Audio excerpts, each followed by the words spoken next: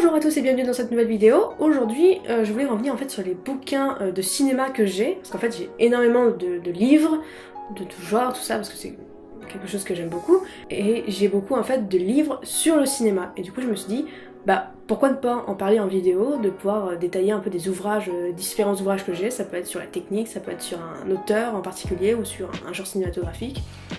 Et voilà, tout simplement d'en parler. Et en plus, là, je vais vous parler de très beaux livres. Alors, on va commencer calmement avec, du coup, le tout premier livre de cinéma que j'ai eu, le tout premier beau livre de cinéma, avec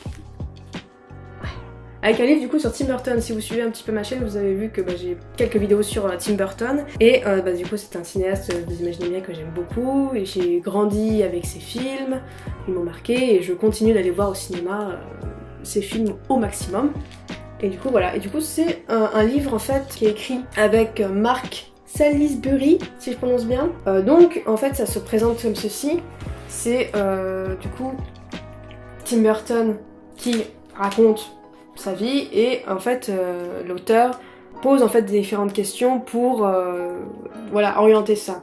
Et en fait c'est un ouvrage qui est vachement intéressant, surtout pour connaître un peu la vie privée, on va dire, de cinéaste, ou du moins ses débuts, puisqu'on a toute une partie sur son enfance, voilà, il a vécu à côté d'Hollywood, il connaissait bien le cinéma, et il raconte en fait comment lui est venu sa cinéphilie, ses goûts, qui aujourd'hui sont encore visibles dans son cinéma. Et voilà, du coup c'est vachement intéressant aussi de voir du coup ses débuts avec Disney, avec tout ça, et ensuite de voir ses différents entretiens avec ses films, puisqu'en fait, d'abord, du coup, on a des parties sur sa vie privée, sur son enfance, puis au fur et à mesure, et ensuite on a carrément des chapitres en fait sur chacun de ses films, où du coup il détaille un petit peu le tournage, les différents problèmes qu'il a pu rencontrer, ou encore les choses dont il est assez fier, les artistes avec qui il a collaboré, tout ça.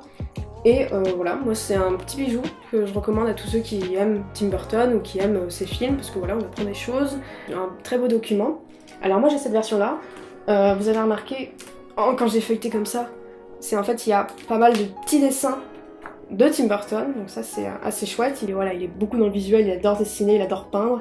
Du coup on a des différentes œuvres et tout ça. Donc j'ai cette version-là.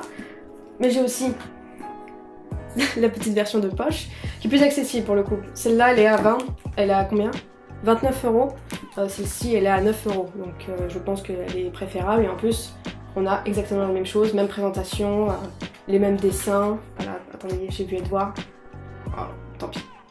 Voilà, même dessin, tout ça, donc je pense que c'est un format qui est plus pratique en plus. Voilà, donc comme j'ai dit, Tim Burton, il a une patte graphique, tout ça, et en fait, j'en profite pour vous montrer un autre truc.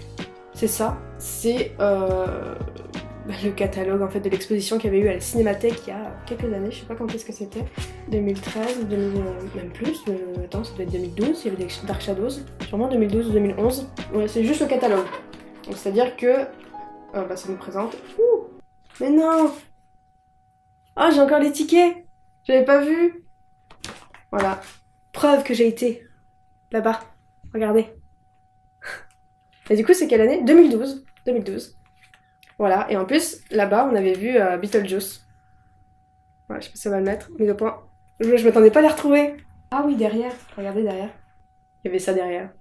2012, vous vous rendez compte, c'est vieux. C'était à la Cinémathèque. Et ben voilà, on a un petit mot sur ces films. Et toute une partie sur ses dessins, donc vous pouvez voir qu'il a vraiment de tout. Regardez, là c'est de la pastel, il me semble. Pastel sur papier noir. L'acrylique aussi. Voilà, des petits effets, des trucs sur ses films, des travaux préparatoires, et ainsi de suite. Voilà. Ça, je sais pas du coup si c'est disponible en vente, mais du coup vous pouvez voir ceux-là, ces deux-là. Et en fait, j'ai une petite critique à faire sur ces deux ouvrages, c'est qu'en fait, ils sont vieux maintenant. Cette version s'arrête à Sweeney Todd. Sweeney Todd, du coup, c'est 2008 à peu près, et depuis 2008, Tim Burton, il a réalisé d'autres films, à savoir Alice au Pays des Merveilles, qui est son plus gros succès, Dark Shadows, qui est le dernier film avec Johnny Depp, Frankenweenie, qui est un remake d'un court-métrage qu'il avait fait avec Disney, et là, qui est refait avec Disney, mais en stop motion. Ensuite, qu'est-ce qu'on a eu? On a eu Big Eyes, qui a pas fait grand bruit, mais qui est intéressant. Ensuite, qu'est-ce qu'on a eu? On a eu Miss Peregrine et les enfants particuliers, qui était une adaptation littéraire, qui a relancé un petit peu le succès, parce que depuis quelques films, il n'avait plus... voilà, je regarde mes doigts comme si c'était les films, depuis quelques films, mais il avait plus beaucoup de succès. Et du coup, là, il y a eu Dumbo qui est sorti au mois de mars. Donc il y a 6 films. Il serait peut-être temps de rajouter, de refaire un entretien avec Tim Burton pour revoir d'autres détails, parce qu'il y a beaucoup de choses qui ont changé. Il y a du coup Johnny Depp qui est plus dans ses films. Il y a des trucs qu'il a testés, il y a eu des échecs, donc ce serait intéressant d'avoir du coup son avis là-dessus et puis son ressenti sur ces différents films et tout ça. Voilà, c'est tout pour le premier livre où je voudrais vous parler, que je recommande du coup, à tous ceux qui sont fans de Tim Burton, dans cette version-là ou celle-là. En deuxième bouquin, alors là on va rentrer dans un truc un peu plus technique, parce que voilà, moi je suis assez fan d'animation, de toute l'histoire de l'animation, des techniques d'animation, il y a des trucs vraiment fous. L'animation en fait ça prend beaucoup de temps à faire, c'est vraiment des gens très talentueux qui font ça, donc que ce soit dans le dessin, que ce soit par ordinateur même, c'est pas n'importe qui peut réussir à produire ce genre de choses. Et là je vais vous présenter le livre qui est quasiment la bible en fait de tout animateur. Si vous êtes dans l'animation, si vous êtes même intéressé, vous avez sûrement entendu parler de ce bouquin. Ce livre, en gros, il est écrit par Richard Williams, qui est en fait le réalisateur de la partie animée de Roger Rabbit, donc Qui veut la peau de Roger Rabbit. Donc c'est une tronche, hein. Il y a plusieurs Oscars, même pour Roger Rabbit il en a eu 3. Voilà, c'est une tronche. Et en gros, du coup ce bouquin vous explique comment faire de l'animation, que ce soit, là c'est marqué pour le dessin animé, animation 3D et jeux vidéo, version augmentée. Et il y avait un DVD, je l'ai perdu le DVD. Et voilà, et du coup il nous présente le métier d'animateur, un petit peu d'histoire quand même, parce qu'il faut le connaître. Et voilà, ensuite il y a beaucoup de détails, il y a beaucoup de graphismes, regardez. Et il nous explique comment faire de l'animation, quelles sont les différences, quelles sont les techniques utilisées, tout ça, pour donner un effet de rapidité, donner un effet assuré, comment créer le mouvement en déformant le dessin. Voilà, il se base beaucoup par exemple sur les cartoons et tout. Il nous explique ce que c'est qu'une intervalle par exemple. Voilà, c'est vraiment un truc assez fou. Et si vous regardez bien, c'est relativement simple. Il y a beaucoup de dessins et peu de texte. Parce que voilà, il illustre beaucoup ce qu'il dit.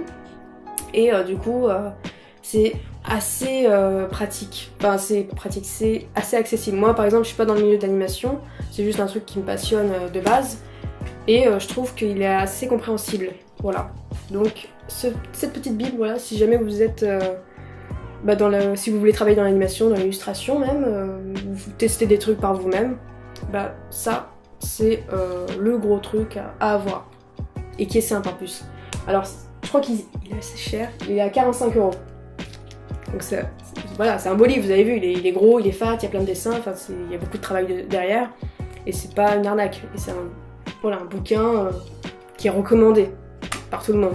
Et du coup là j'ai envie de vous parler d'un bouquin plus général sur l'histoire du cinéma et sur toute la culture cinématographique. Et du coup j'ai plusieurs bouquins dessus. J'ai par exemple l'histoire du cinéma pour les nuls, qui est très bien, comme tous les livres pour les nuls. C'est vraiment toujours des livres qui sont très bien pensés et vraiment accessibles à tous. Et du coup je voudrais vous parler de ceci. Alors c'est tout pour le cinéma, il n'y a même pas le nom d'auteur, donc c'est vraiment un truc assez, je crois, général. Et en fait, je vous recommande ce bouquin. Déjà, vous avez vu la taille du truc, c'est un Harry Potter, il est fou. Et il est très illustré, il y a plein de photos pour présenter, je suis désolée, je regarde mon retour caméra. Il y a plein de photos pour illustrer, et en fait ce que j'aime bien dans ce bouquin, c'est qu'il nous raconte du coup l'histoire du cinéma, les différents genres et tout, à travers les périodes. Et en fait, il nous présente vraiment une filmographie assez complète. C'est-à-dire quand il va nous présenter un genre par exemple l'expressionniste allemand, et il va nous mettre plusieurs films sur le côté, qui va nous décrire, qui va nous dire pourquoi c'est des films d'expressionnistes allemands, et sur le côté il va nous montrer du coup un film en plus détaillé, c'est-à-dire qu'il va nous citer des scènes vraiment particulières, ou par exemple c'est la première scène où on a utilisé un travelling, une scène qui a beaucoup marqué les esprits pour l'époque, ou qui avait choqué, et voilà, et c'est vraiment quelque chose que j'aime beaucoup. Et il nous présente du coup des films vraiment en détail. Là on a quoi? Mémoire du sous-développement 1968. Bien sûr. Je connais pas. Là par exemple, là on a À bout de souffle. Regardez. du coup une version sur une double page. Donc on a l'affiche, on a l'histoire, on a les scènes principales et puis des histoires du coup sur le réalisateur. Tout ça, c'est vraiment un truc assez complet. Et surtout, il aborde tous les genres de cinéma. Ça parle de cinéma indien un petit peu, cinéma russe, cinéma asiatique. J'ai vu du cinéma brésilien aussi. Et voilà, il est vraiment très gros, donc il y a vraiment de quoi se documenter là-dessus. Et ça permet, je trouve, si on est étudiant en cinéma ou si on est tout simplement cinéphile et qu'on cherche des films à regarder, ça me conseille, on va dire, beaucoup de films. Voilà, il parle assez peu de films récents. Du coup, il se base plus sur les anciens films vraiment classiques qu'il faut avoir vu. Et je trouve du coup que c'est un bon moyen et que voilà, il fait bien son boulot ce petit livre. Et on apprend des choses, évidemment. Voilà, ils disent quoi derrière? Ils disent plus de 700 films commentés, 160 chefs-d'œuvre incontournables décryptés. Donc voilà, je trouve que c'est un bouquin intéressant pour ceux qui sont passionnés par le cinéma et qui veulent en apprendre un peu plus. Voilà. Après, il coûte combien? Il coûte 30 € celui-là. Je vous ai dit c'était beau livre. Alors là, pour le 4e livre que je voudrais vous présenter, c'est pas un beau livre en soi, mais c'est un livre qui m'a beaucoup marqué parce qu'en fait, c'est un bouquin de philo. Et moi j'ai toujours eu un problème en fait avec la philo quand j'étais au lycée. J'ai eu une très mauvaise moyenne quasiment toute l'année, c'est-à-dire que j'avais 4 et au bac j'ai eu 8. Et en fait, quand je suis tombée sur ce bouquin, c'était une période où j'essayais du coup de réapprendre la philo parce que c'est quelque chose qui est intéressant. Mais voilà, le fait d'apprendre des philosophes en particulier, moi ça m'a toujours bloqué. Et je suis tombée du coup sur ce bouquin. Il s'appelle Philosophime, qui est écrit par un prof de philo. Et en fait, le principe il est extrêmement simple, c'est qu'il se base sur un film, mais pas un film genre obscur des années 60, tout ça, non, il se base sur des films dont on a tous entendu parler. Par exemple, 2001, l'Odyssée de l'espace, il nous parle de Alice au Pays des Merveilles, il nous parle d'Alien, il nous parle de American History, Batman, Birdman, Blade Runner, Brazil, elle s'appelait Sarah, Fight Club, voilà, enfin, t'as que des films que tu connais, c'est beaucoup de films américains, il y a quelques films français, et des films où tu te dis, non, jamais ça se retrouvera dans un film, dans un truc de philo, enfin, n'importe quoi. Et en fait, ce qu'il fait, l'auteur de ce bouquin, il récupère du coup les thématiques qu'il y a dans ce film, c'est-à-dire par exemple, il faut sauver le soldat Ryan, et en fait, avec ce film, il te développe un truc sur le sens du devoir et de la morale. Et c'est pas juste ça, il va du coup t'expliquer ça philosophiquement, mais aussi il va te citer des auteurs de philo. Genre il te parle de Platon, il te parle de Jean-Paul Sartre, il te parle de plein de choses. Enfin à la fin, il faut sauver le soldat Ryan par exemple, il te prend ce film et il va te développer le thème du choix. Qu'est-ce que faire un choix? Est-ce qu'on peut faire des choix en étant libre par exemple? Ou est-ce qu'un choix ferme toujours une porte, tout ça? La liberté, la morale, impératif catégorique, dialectique du maître et de l'esclave. Enfin voilà, là en dessous il y a Inception où il va te parler du fantasme, du rêve, de l'inconscient, tout ça. Et il te cite en plus des textes des philosophes pour illustrer ce qu'il est en train de raconter. Et c'est pas un livre qui te donne un sens au film. Il se sert en fait du film pour te donner un sens aux notions philosophiques. Et du coup c'est pour ça que je me dis, mais en fait ce bouquin, si je l'avais vu en lycée, ça m'aurait tellement sauvé la vie. Enfin ça m'aurait vraiment aidé à comprendre plein de choses. Par exemple moi, l'allégorie de la caverne, je l'ai compris grâce à Matrix. J'arrivais pas à visualiser avant. Et en fait avec Matrix, en le voyant, ça a créé un déclic qui m'a aidé à comprendre cette notion-là en fait. Enfin le texte, l'allégorie de la caverne et qu'est-ce qu'en fait ça veut dire. Et du coup c'est un bouquin que je vous recommande à tous ceux qui sont des merdes en philo. Et voilà, du coup vous avez vu c'est un gros bouquin. Pour le coup là on n'a pas d'images ou de photos ou quoi que ce soit. Et il coûte 23 €. Je ne sais pas s'il y a une version en livre de poche, mais regardez comme il est déjà épais. Je suis pas sûre qu'il soit sorti en livre de poche. Mais je sais pas s'il y a d'autres livres de philo qui utilisent le cinéma pour développer leurs idées comme ça. Du coup, c'est un bouquin que je recommande à tous ceux qui aiment la philo et le cinéma, et qui veulent découvrir d'autres sens de lecture au film, parce que c'est possible aussi. Et voilà, c'est vraiment un bouquin, j'étais trop heureuse de le trouver par hasard. J'ai posé mes yeux dessus et je l'ai pris parce que je me disais, attends, philosophie, jamais je reverrai ça. La philo à travers le cinéma. Vraiment, gros coup de cœur. Alors ensuite, pour ce 5e livre, je me suis dit, pourquoi faire une vidéo de livres de cinéma sans évoquer du coup c'est le youtubeur français qui parle de cinéma, pourquoi ne pas l'évoquer pour terminer. On est sur des beaux bouquins, ils sont gros, ils sont lourds, ils sont bien. Ils sont chers. François Torel, du coup, si vous connaissez forcément, si vous connaissez ma chaîne, si vous connaissez un petit peu YouTube, et c'est du coup le fossoyeur de films qui a sorti ce livre qui s'appelle T'as vu le plan, sans plan culte ou pas, et ce qu'ils nous apprennent sur le cinéma. Alors, le design il est marrant parce qu'en fait, il fait penser à tout le monde au jeu du loup-garou. Je pense que c'est à cause des mains et de l'œil. Comme ça là, et la couleur un peu criarde rouge. Je pense qu'il y a un sens caché que François Torel ne nous dit pas. Et du coup, ce bouquin, du coup, c'est exactement ce qui est écrit, c'est sans plan culte ou pas qui nous décrypte. Et en fait, ce qui est cool, c'est qu'on retrouve beaucoup de films dont il a déjà parlé. Là, je suis tombée sur Lost in Translation. Et du coup, il prend un plan. Donc, le bouquin est illustré, il y a plein d'images. Et il va nous décrypter en fait ce qu'il trouve d'intéressant dans ce film. C'est-à-dire que c'est pas un bouquin d'histoire où il va nous dire c'est dans ce plan-là qu'on a utilisé le premier travelling, la première fermeture en iris. Non, c'est vraiment un truc que je vois comme un bouquin de spectateur. C'est-à-dire c'est les ressentis qu'il a eu devant ce film. Où il s'est dit tiens, pourquoi ce plan il dure 10 minutes? C'est bizarre. Pourquoi ce plan il est bizarre? Pourquoi est-ce qu'il me fait cet effet-là? Et du coup il s'interroge et on a vraiment de tout. On a des films du coup, dont il parle sur sa chaîne YouTube, des films de genre assez obscurs, parfois il y a des films espagnols, laisse tomber, je suis perdue.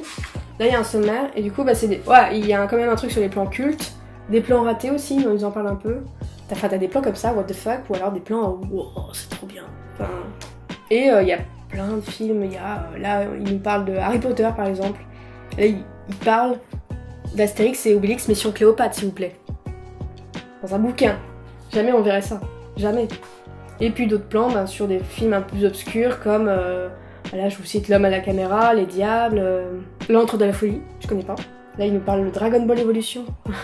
Voilà, je pense que c'est vraiment des films c'est des films qu'il a vus et certains qu'il aime, donc il aime un peu moins, mais qui sont intéressants. Et du coup, voilà, terminé là-dessus. Donc c'est un beau livre qui fait son pesant de cacahuètes. Et voilà, je voulais terminer là-dessus, sans plan. Il coûte 25 €. C'est un beau livre. Je ne sais pas s'il sortira en livre de poche, possible. Et voilà, et il nous parle vraiment de tout. Donc des fois, il y a des films qu'on n'a pas vus, donc c'est un peu compliqué. Mais comme je vous ai dit, on a le ressenti spectateur, on apprend quand même des choses. Voilà, même si on n'a pas vu le film, il essaie de un peu répertorier comment lui il l'a vu et qu'est-ce qu'il a ressenti. Et puis pourquoi ce plan en particulier. Voilà, du coup c'est terminé sur ces bouquins de cinéma, donc j'espère que ça vous a plu, qu'il y a peut-être certains bouquins que vous avez envie de revoir, enfin d'avoir chez vous, de découvrir. Je sais pas s'ils sont disponibles à la bibliothèque, mais voilà. Ils sont chers, c'est vrai, mais bon, c'est des beaux livres de cinéma. Voilà, merci à tous d'avoir suivi cette vidéo, j'espère que ça vous a plu. N'hésitez pas du coup à aller jeter un coup d'œil à ces livres. Moi je vous dis à bientôt pour une prochaine vidéo.